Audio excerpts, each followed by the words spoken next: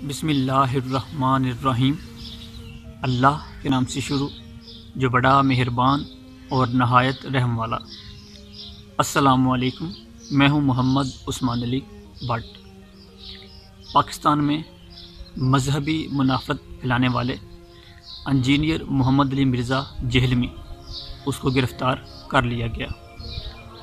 مرزا صاحب کے گرفتار ہونے کے بعد پاکستان کی دو مشہور و معروف پرسنالٹیز حمزہ علی عباسی اور شفاعت علی نے مرزا صاحب کے حق میں ٹویٹ کی۔ انہوں نے کیا کہا اور کیوں کہا اس پر ہم بعد میں آتے ہیں۔ کچھ باتیں ایسی ہیں جو کہ عوام الناس کے جاننے کے لیے بے حد ضروری ہیں، پہلے ہم ان پر گفتگو کر لیں۔ تمام سائٹس پر یہ ہمیں پڑھنے کو ملا کہ پاکستان کے مشہور و معروف مذہبی اسکالر کو گرفتار کر لیا گیا۔ سب سے پہلی بات یہ ہے کہ آپ مذہبی اسکالر کس کو کہتے ہیں؟ جو فرقہ واریت پھیلائے، جو کہ عالم دین نہ ہو، اس کو کہتے ہیں، کیونکہ اس کی اصل وجہ یہ ہے کہ انجینئر محمد علی مرزا صاحب یہ انجینئر ہیں اور یہ پاکستان کے اعلیٰ ادارے میں 19ویں گریڈ کے افسر ہیں، تو ان کو چاہیے کہ اپنی جو ذمہ داریاں ہیں وہ پوری کریں، نہ کہ آپ فرقہ واریت پھیلائیں۔ انجینئر محمد علی مرزا صاحب نہ تو کوئی امام مسجد ہیں، نہ تو کوئی عالم دین ہے، اور نہ ہی ان کے پاس کوئی ڈگری ہے، اور نہ ہی یہ باقاعدہ طور پر کسی ادارے سے پڑھے ہیں، تو پھر یہ مذہبی اسکالر کہاں سے ہوگے؟ پہلی بات۔ دوسری بات یہ ہے کہ انجینئر محمد علی مرزا صاحب کا نعرہ ہے کہ میں فرقہ واریت کو ختم کرنے کے لیے آیا ہوں، حالانکہ حقیقت یہ ہے کہ سب سے زیادہ جو فرقہ واریت ہے وہ انجینئر محمد علی مرزا صاحب ہی پھیلا رہے ہیں۔ ان کی اب جتنی بھی ویڈیوز دیکھ لیں جن کو یہ ٹاپ ٹرینڈ ملا ہے، یا تو وہ اورل سیکس پر یا سیکس پر گفتگو کرتے ہوئے آپ کو ملیں گے، یا فلانے عالم دین کو جواب، فلانے عالم دین کو رگڑا، فلانے عالم دین کو رپلائے، اس طرح کی باتیں ہیں۔ یہ ہے ان کی حقیقت۔ اور دوسری طرف بقول ان کے ہی کہ یہ کافی دیر سے کوشش کر رہے ہیں، تقریباً 2014 سے پہلے اپنے گھر میں اور پھر باہر انہوں نے درس دینا شروع کیا، پھر انہوں نے ریسرچ اکیڈمی بنا لی۔ تو یہ ریسرچ اکیڈمی کس سنت کے تحت آپ نے بنائی ہے؟ کوئی جواب نہیں۔ اور ریسرچ اکیڈمی کی حقیقت یہ ہے کہ انجینئر محمد علی مرزا صاحب نے جب وہاں پر درس دینا شروع کیا تو ان کو کوئی بھی وہاں پر پذیرائی نہیں مل سکی۔ پھر انہوں نے کیا کیا؟ اورل سیکس پر بات کی، فرقہ واریت پر بات کی، اہل حدیث کے خلاف بات کی، دیوبند مکاتب فکر کے خلاف بات کی، اہل سنت و جماعت کے خلاف بات کی، پھر یہ مشہور ہو گئے۔ اگر نہیں یقین تو آپ ان کے یوٹیوب چینل کے اوپر جائیں تو وہاں پہ جا کے تمام جو ٹریننگ ویڈیو ہیں وہ آپ دیکھ سکتے ہیں، جس سے آپ کو بخوبی اندازہ ہو جائے گا کہ یہ کس طرح کے مذہبی اسکالر ہیں۔ ایک بہت ہی مشہور مقولہ ہے یا محاورہ ہے، بدنام نہ ہوں گے تو کیا نام نہ ہوگا۔ یہ اسی پر عمل کرتے ہوئے آج اس مقام تک پہنچے ہیں۔ ان کے مشہور ہونے کی ایک اور وجہ یہ ہے کہ جو عالم دین یا جو بھی بندہ جو موجودہ حکومت کے حق میں باتیں کرے گا تو اس کو پذیرائی ملے گی، اور یہ عمران خان صاحب کے حق میں اکثر باتیں کرتے ہوئے نظر آتے ہیں، اور یہ بھی ایک بہت بڑی وجہ ہے۔ مگر جو اصل حقیقت ہے، جو پس پردہ ہے، وہ یہ ہے کہ اگر آپ ان کی ویڈیوز دیکھیں تو یہ صحابہ کرام علیہم رضوان پر تان کرتے ہوئے نظر آتے ہیں۔ یہ حضرت امیر معاویہ رضی اللہ تعالیٰ عنہ کو آڑے ہاتھوں ہر بار لیتے ہیں۔ قرآن مجید کے بعد حدیث کی جو سب سے بڑی کتاب ہے بخاری شریف، ان کے جو رائٹر ہیں ان پر یہ تان کرتے ہوئے کہتے ہیں کہ وہ بندہ خائن تھا، حدیثیں چھپاتا تھا۔ اس کے علاوہ امام ابن سیرین پر یہ تبرہ کرتا ہوا نظر آتا ہے اور یہ کہتا ہے کہ وہ بدعتی تھے۔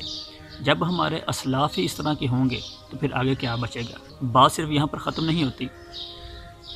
قادیانی جو کہ اسلام کے بنیادی عقیدے کے تحت کافر ہیں، مرتد ہیں، اور پاکستان کا آئین بھی یہی کہتا ہے، یہ پاکستان کے آئین کے بھی مخالف ہیں، اور یہ قادیانیوں کو دبے دبے الفاظ میں مسلمان قرار دیتے ہیں، اور یہ بات کسی سے ڈکی چھپی بالکل بھی نہیں ہے۔ یہ تو ہو گیا ان کا کچھ شارٹ انٹروڈکشن۔ اب بڑھتے ہیں کہ جو بات حمزہ علی عباسی یا شفاعت علی نے کی، ان دونوں کا موقف بالکل سیم تھا کہ یہ بندہ بڑا انرجیٹک ہے، اس کو اس طرح گرفتار نہیں تھا کیا جانا چاہیے، اور حمزہ علی عباسی صاحب نے کہا کہ یہ جو ہمارا مذہب ہے وہ اس کی اجازت نہیں دیتا۔ سب سے پہلے ہمیں یہ بات یاد رکھنی چاہیے کہ ان کے حق میں کوئی بھی عالم دین ابھی تک نہیں بولا، بلکہ تمام مکاتب فکر کے جو جید علماء کرام ہیں، جو ڈگری رکھتے ہیں، وہ تمام ان کے خلاف ہیں، اور وہ طبقہ ان کی حمایت کر رہا ہے جن کو عربی تو بڑی دور کی بات ہے، اردو بھی اوپر سے دیکھ کے پڑھنی نہیں آتی۔ یہ ہوگی پہلی بات۔ دوسری بات یہ ہے کہ حمزہ علی عباسی صاحب نے ریلیز یا فری انجینئر محمد علی مرزا صاحب کے نام سے جو ٹرینڈا وہ چلایا، جس کو تقریباً صرف 40K تک جو ٹویٹس ہیں وہی اس کے بعد ختم ہو گیا۔ اس کے خلاف ایک اور ٹرینڈ بھی چلا، وہ آگے جا کے میں آپ کو بتاتا ہوں۔ انجینئر محمد علی مرزا صاحب چونکہ یہ قادیانیوں کی حمایت کرتے ہیں، اس لیے ہم کم از کم ان کو قادیانی نواز ضرور کہتے ہیں، اور حمزہ علی عباسی صاحب کو بھی ہم نے قادیانی نواز کہا تھا جب انہوں نے رمضان ٹرانسمیشن میں ان کے حق میں بات کی تھی۔ نیز یہ حمزہ علی عباسی صاحب ہر رمضان اس طرح کا بلنڈر کرتے ہوئے ہمیں اکثر نظر آتے ہیں۔ اس رمضان بھی انہوں نے اپنے ٹویٹ میں قادیانیوں کو مسلمان قرار دیا اور کہا کہ کوئی بھی مذہب ان کو کافر قرار نہیں دیتا، اور دوسری طرف انہوں نے قائد اعظم کی جو عبارت ہے وہ آؤٹ آف کنٹیکسٹ پیش کر کے ان کو مسلمان ثابت کرنے کی کوشش کی۔ چوروں کا آپس میں چوری دامن کا ساتھ ہوتا ہے، اور اب یہ دیکھ لیں انجینئر محمد علی مرزا صاحب کی حمایت میں کون بول رہا ہے، قادیانی نواز۔ نیز ابھی میں نے رات کو ویڈیو دیکھی کہ یحییٰ صاحب جو کہ قادیانیوں کے بہت بڑے استاد ہیں، انہوں نے بھی انجینئر محمد علی مرزا صاحب کی حمایت کی، تو اس سے ہمیں اندازہ ہوتا ہے کہ اصل میں حقیقت کیا ہے۔